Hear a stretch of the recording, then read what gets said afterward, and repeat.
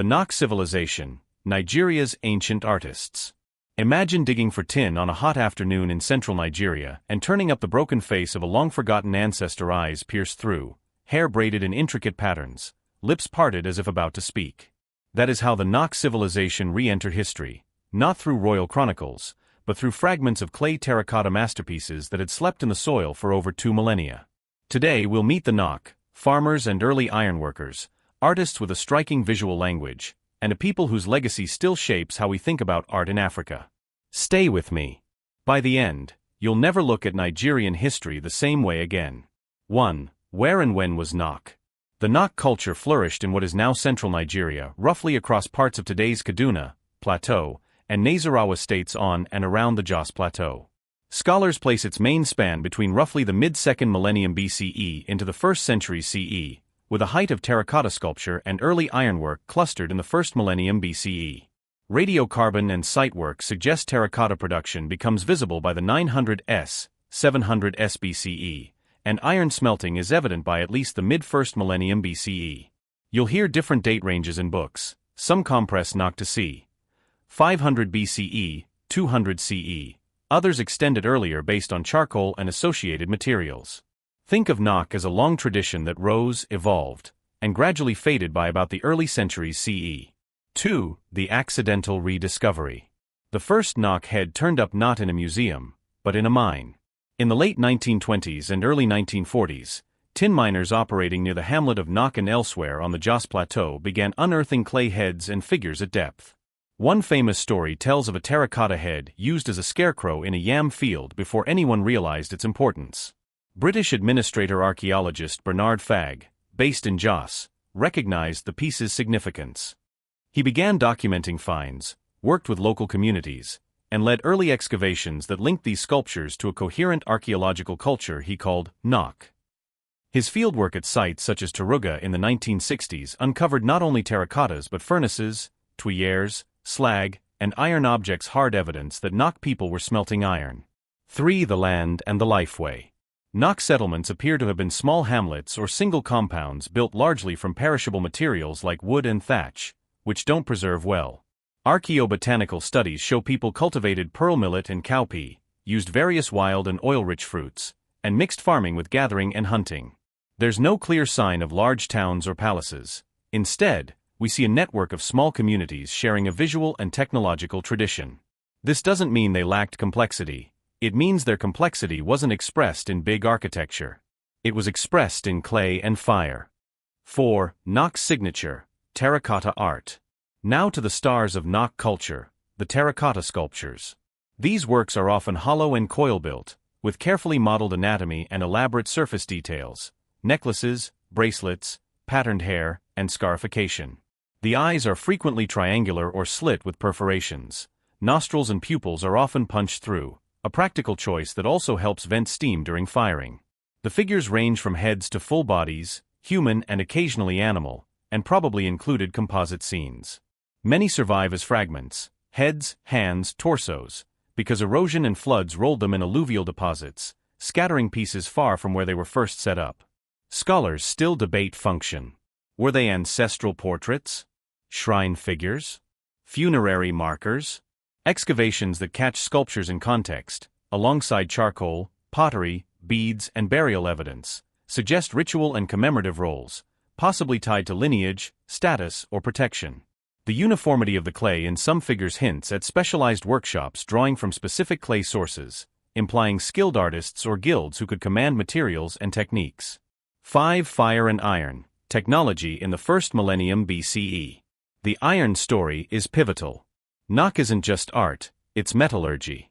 At Taruga and other sites, archaeologists uncovered furnaces, tuyères, the clay tubes that feed air into the fire, slag, the byproduct of smelting, and iron tools. Radiocarbon dates on charcoal from inside furnaces show iron production well underway by the late 1st millennium BCE. Some studies argue for beginnings earlier than 500 BCE. While scholars still debate whether sub-Saharan iron technology emerged independently or through diffusion, Nok stands as one of the earliest secure iron smelting traditions in West Africa. What did iron change? Everything. Iron axes and hoes can clear more land. Iron knives and spear points can transform hunting and war, iron sickles can boost harvests. Even small communities, equipped with iron, can remake their landscapes. The presence of iron production also means heat control, team coordination, and knowledge of clays, all skills that resonate with ceramic artistry. In Nok, art and technology literally fired together. 6. What did Nok people believe? We have no written texts from Nok and no direct descendants claiming a continuous ritual tradition. But the sculptures give clues. Body adornment and hairstyles are detailed, suggesting identity, age, status, perhaps initiation stages. Some figures show ailments or unusual features, possibly referencing healing or taboos. Others carry objects or are accompanied by animals. Perforations might have once held attachments, feathers, cords, or other materials that decayed. Finds with burial evidence point to a funerary role for at least part of the corpus. In short, Nok art was not decor, it was social and spiritual technology, performing work in households, shrines, or graves. 7. Trade, networks, and daily life. Even without big cities, Nok groups were likely connected by exchange of clay sources, iron products, beads, seeds, and ideas. Plant remains include pearl millet, one of Africa's earliest grains, and cowpea.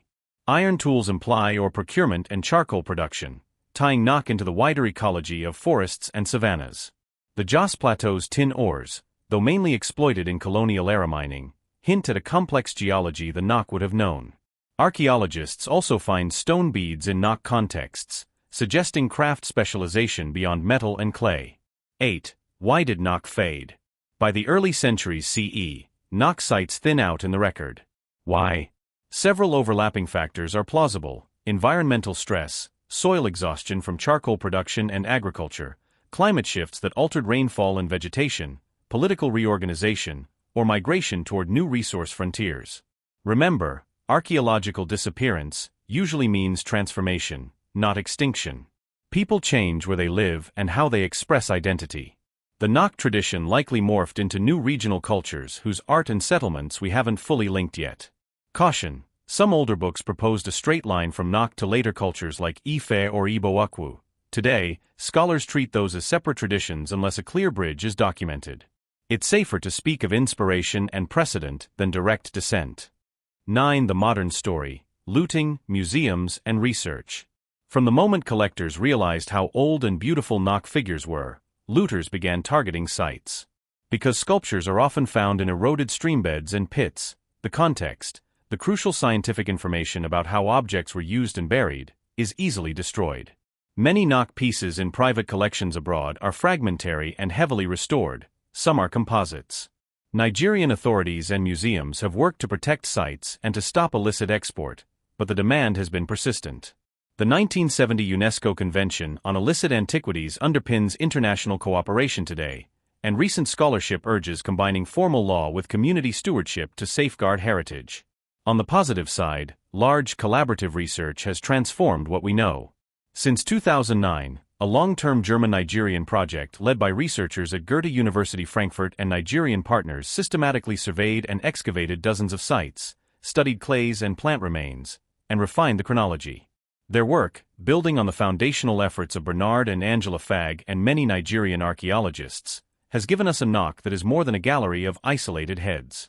It's now a living landscape: farms, furnaces, workshops, and rituals. So who were the Nok? Small-scale farmers and ironworkers, artists of extraordinary vision, and ancestors whose images still command attention thousands of years later.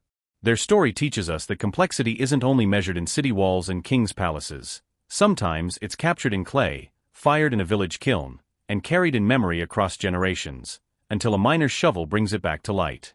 If you enjoyed this deep dive into the Nok civilization, Nigeria's ancient artists, hit subscribe and turn on the bell for more weekly journeys into African history and culture. Drop a comment.